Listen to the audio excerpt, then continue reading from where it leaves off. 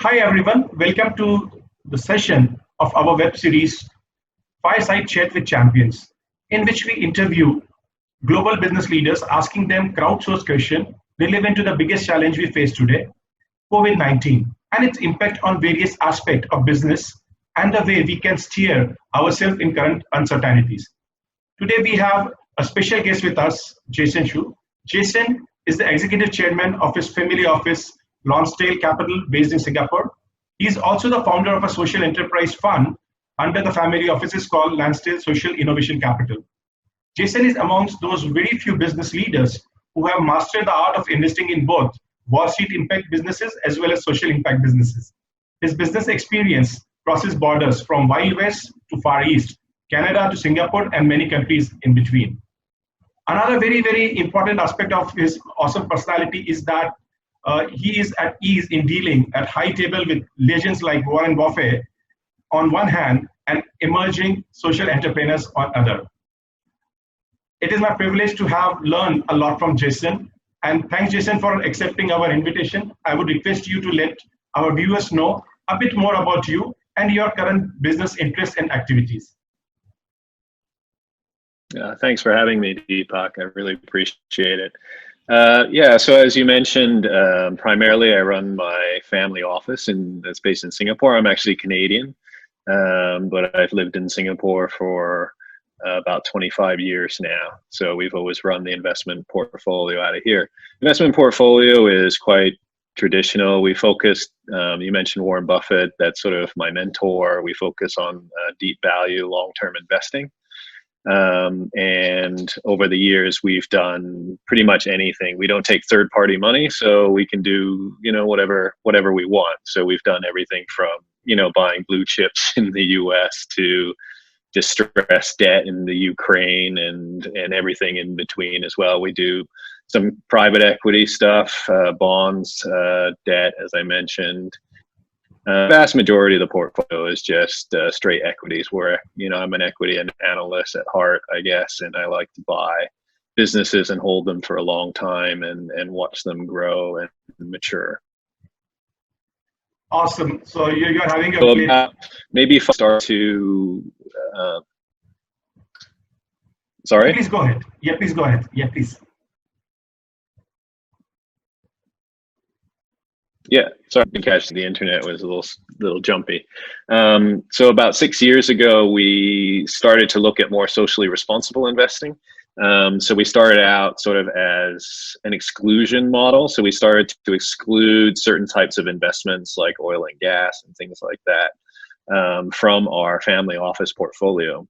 And then probably 2+ years ago now, I decided that we wanted to take that a bit further and to start looking for businesses on an inclusive basis, which means basically businesses whose main purpose is for some social angle, not businesses that are doing something and they happen to to have a social angle as well. So it's really about the intent of the business. And so I set up, as you mentioned, a small fund that's funded by the family office that really is looking for much earlier stage companies than what we're traditionally used to doing in the private equity space. So we're looking for very, energetic and passionate social entrepreneurs who need funding from anywhere from seed up to sort of Series B as well. The bite sizes, tend to be a lot smaller when you do seed types of rounds versus some of the private equity stuff that we do that are much more mature. But we're slowly building quite a bit of entrepreneurs, primarily in the US as well. But we tend to focus on Asia just because we're based here. So that's what I do every day, and I've been doing it for a very long time. Oh, perfect, awesome. So as I was saying that you are having your plate full. As you know that COVID is unlike anything the world has seen so far. The things would be very, very different post-COVID based on your experience of investing and working with startups across multiple domains. what impact do you see on startup ecosystem and subsequent economic downturn? Well, I mean, I think we can break, the startups into different categories because, it really depends, first of all, what stage the startup really is at, whether or not they're really a startup with an idea or they actually have traction with some revenue and things like that. And then what space they're in as well. So, I mean, I can give you some examples from our own portfolio. We, even during the COVID crisis, this has been about a month ago now, we completed an investment into an Indonesian company that's providing technology to basically co-op type areas for them to sort of digitize their services to their members. They have no revenue, they have nothing, and there was some concern, I think, from the founders that maybe we wouldn't complete because of what's going on.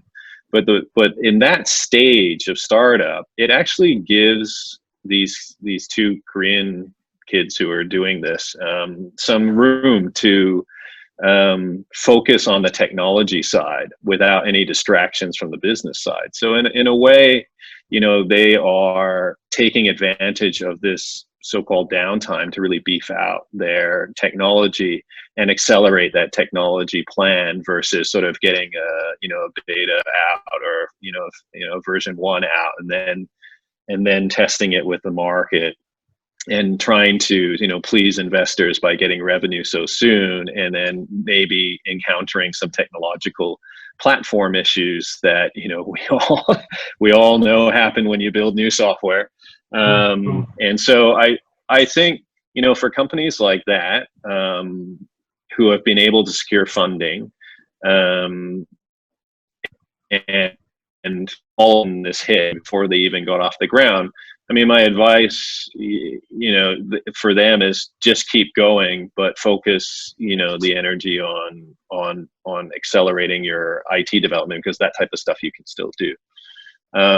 We have another investment in Bangladesh that, amongst other things, provides sort of a platform for restocking as well as logistics for micro businesses. Now, for a company like that, of course, the lockdown was a massive problem because the whole logistics network and things like that, nobody can go out and the retailers are having issues.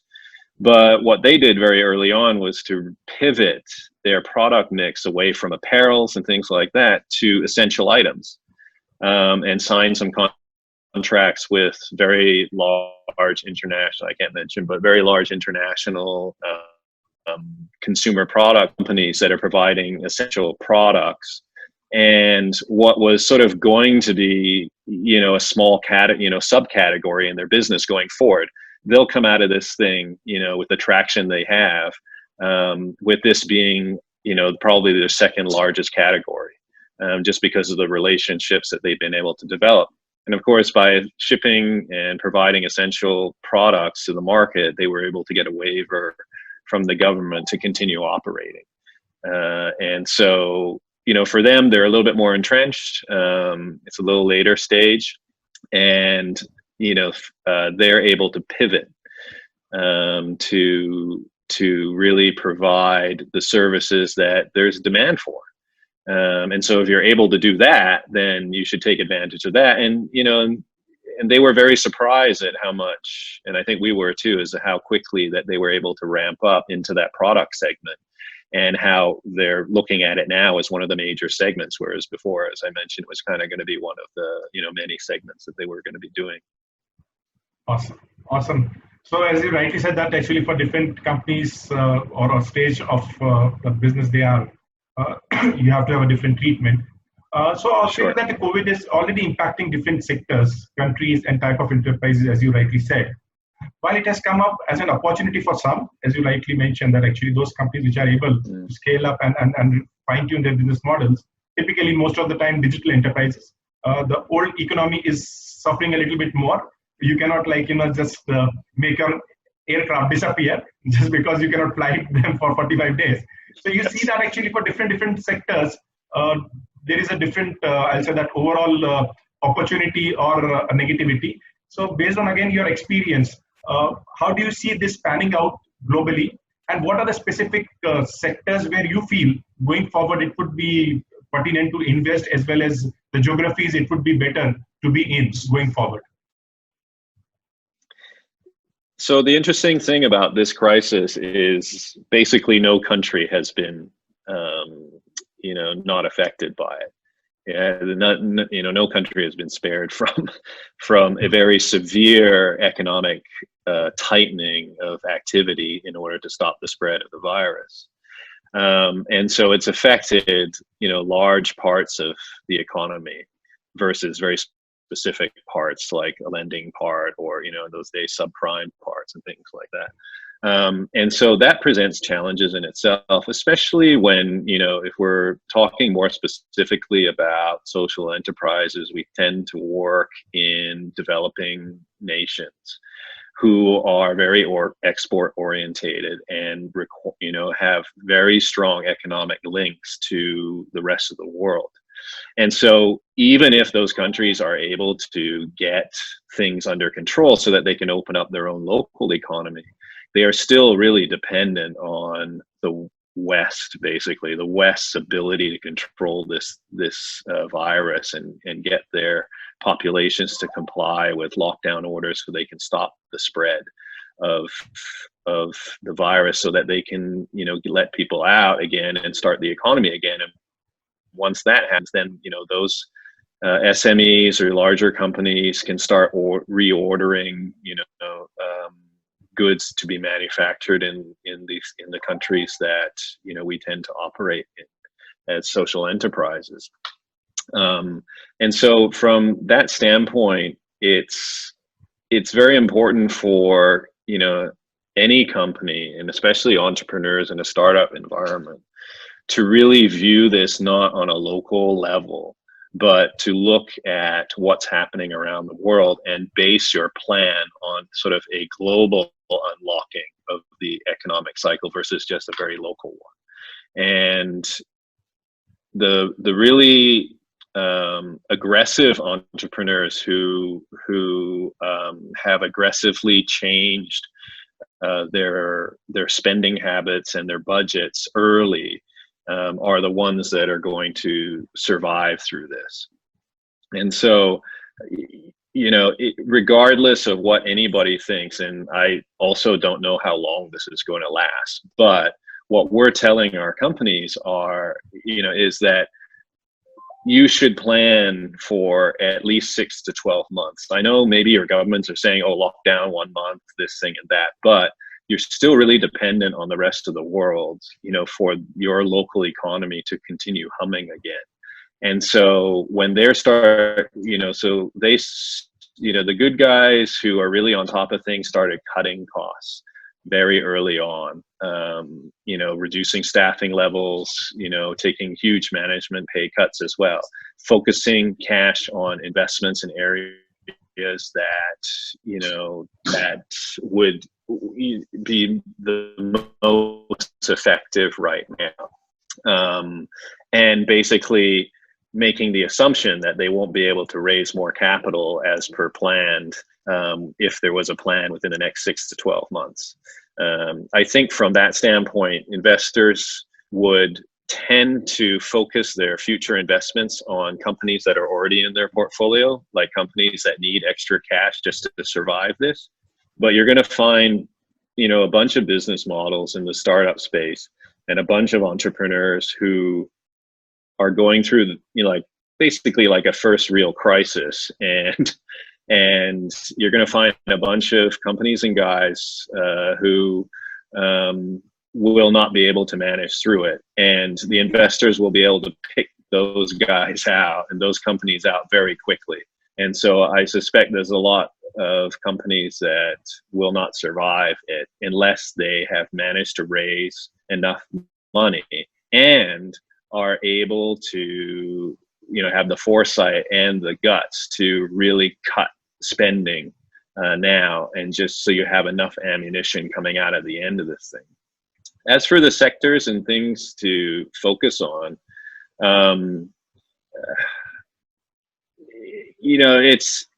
it's very difficult, I think, at this point to make a guess as to whether or not we're going to come out of this thing as quickly as people hope we will.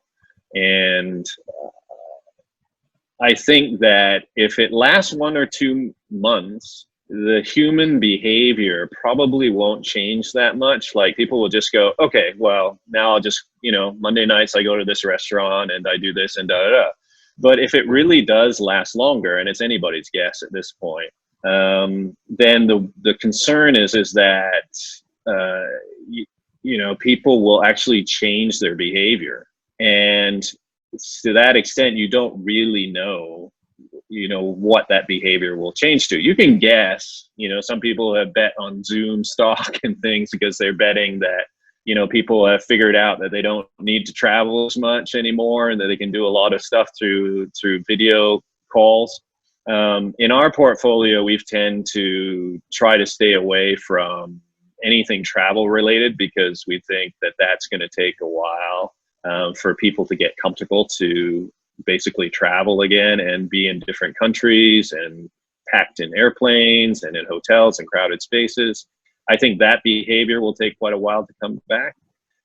So what we've tended to focus on are, scooping up stuff that is in cyclicals, industrials that have been completely hammered in the market because we have a very long view.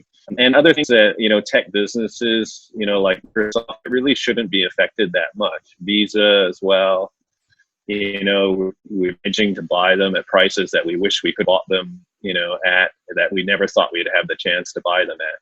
And those are the types of, durable businesses that no matter what happens coming out of this thing, they're going to be very strong balance sheets. You want to stay away from companies that have a lot of debt right now because that market is being shaken out as well, even though the US Fed is basically underwriting every single loan that's out there right now.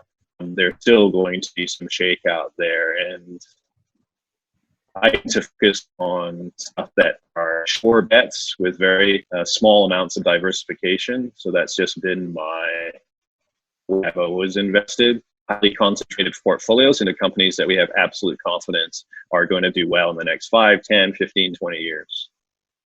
Perfect. Awesome.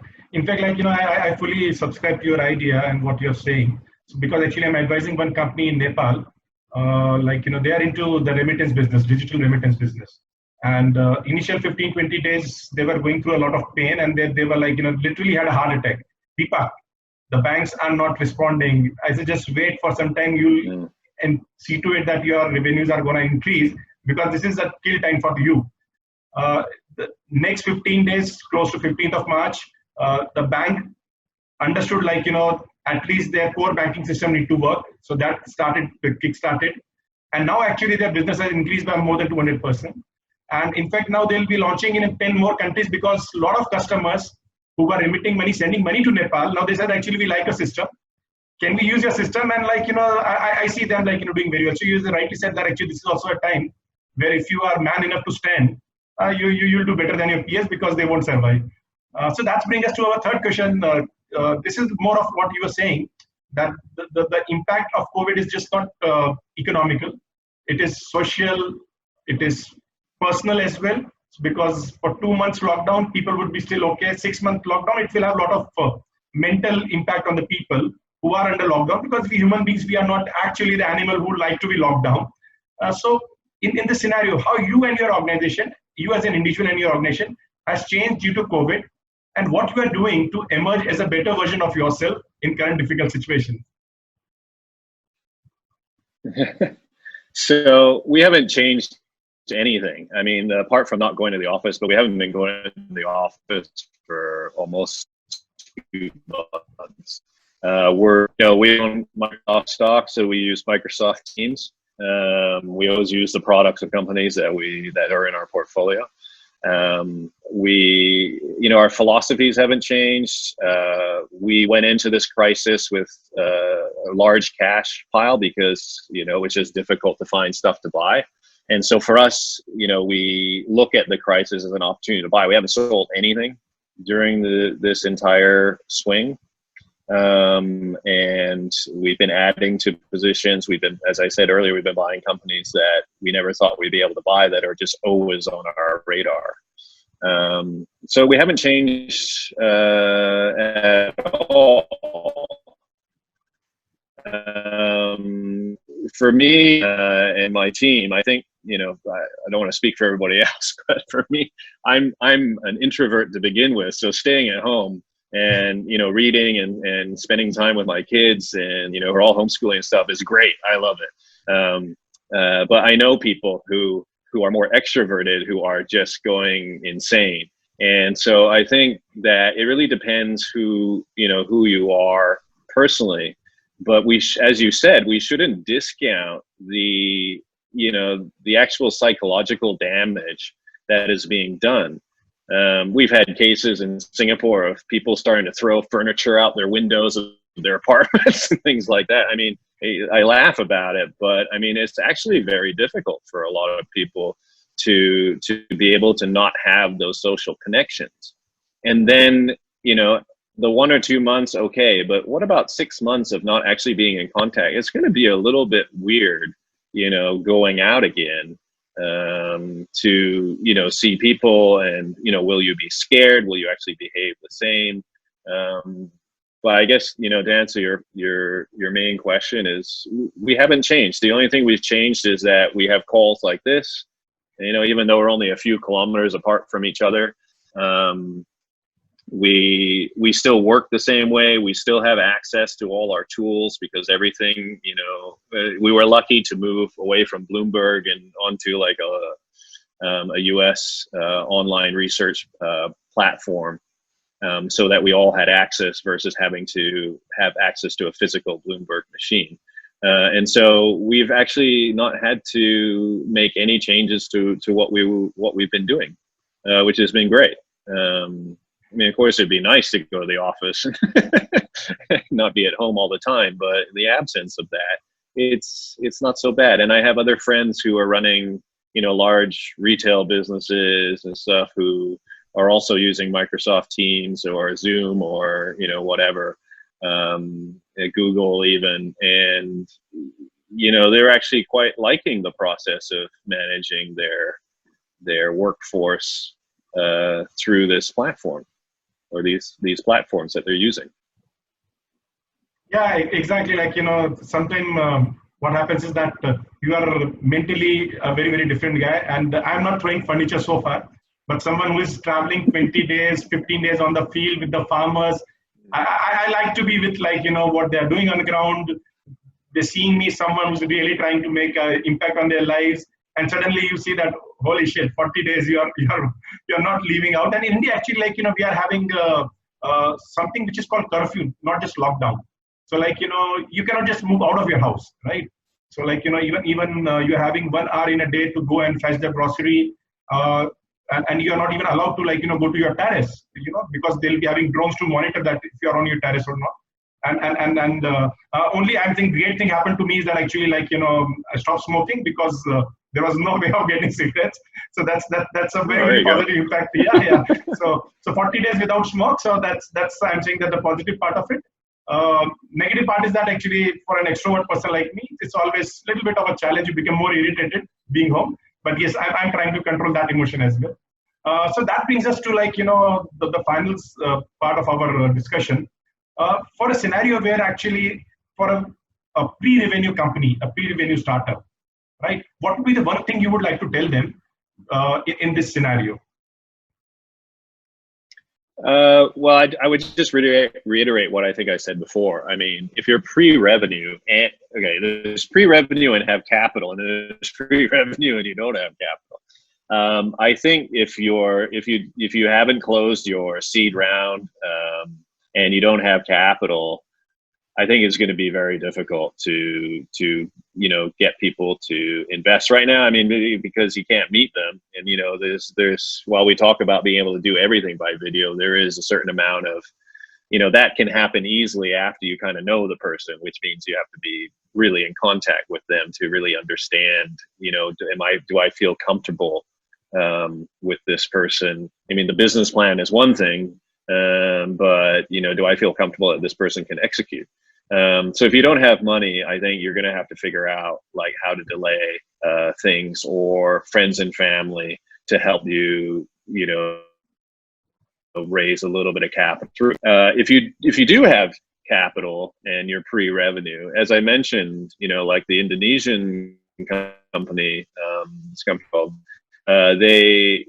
they now have some breathing space to actually work on their tech. So every investment these days has a tech component to it. Okay, so it doesn't matter if you're opening a chain of grocery stores, whatever. Every business has some form of tech on it. So I would encourage you to really look at the tech rollout plan and bring forward some features or testing or things like that you weren't going to be able to do, because the IT companies, whether they're based in India, Sri Lanka, or in Singapore, most of those guys, for the work they do, can work from home. And so they can do coding from home, they can do testing from home, they can get access to the production and development servers, they can do all these things from home. And so that side of the work hasn't stopped. So we have a social enterprise in Singapore, Indonesia, Philippines that is tech enabled as well. And basically, we've got, new customers have gone to zero. This is a business that provides surveys to households, employees of companies. That's how we market it. But it's basically for households to determine, their levels of poverty in different areas of their lives. That has gone to zero because, you need to actually go and survey.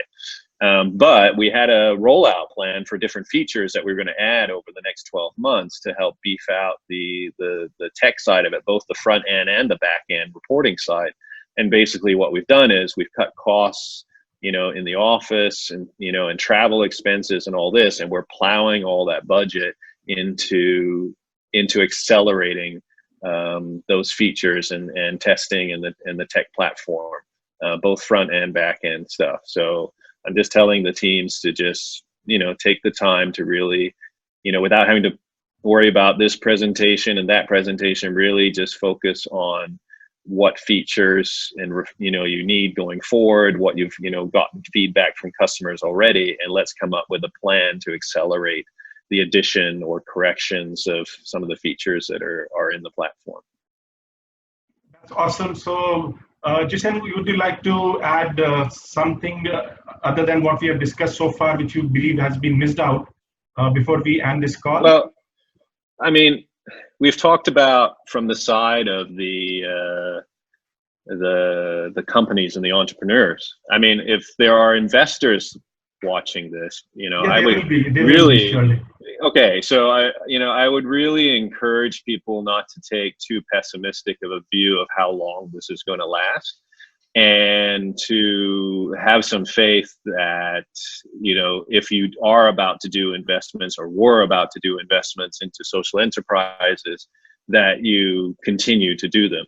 And in a strange kind of way, because, most investors have a very diversified portfolio. So most investors will have been affected by the drop in public markets as well.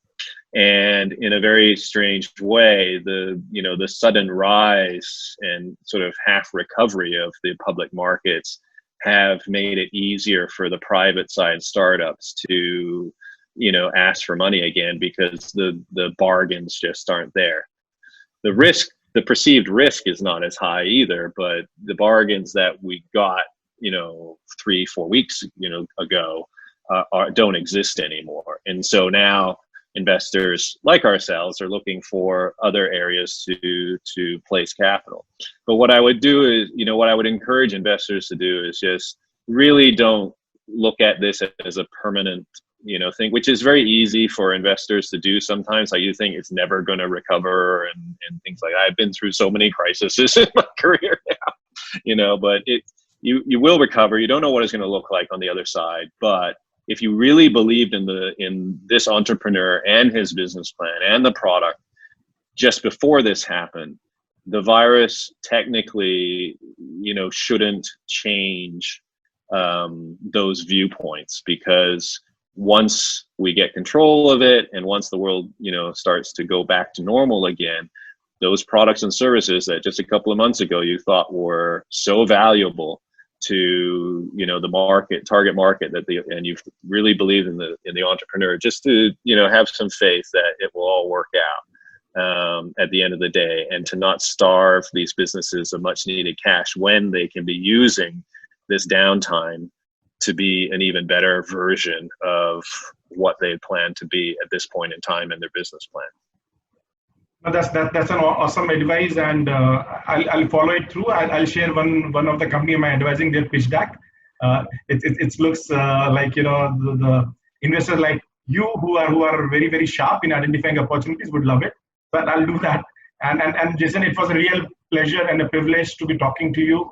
I'm very sure that the investor community, the startup communities, and entrepreneurs who would be listening to this basically web series would get huge amount of insights based on what you have discussed, what we have talked. Thanks a lot, and really appreciate from the bottom of my heart. Stay safe. Thank you.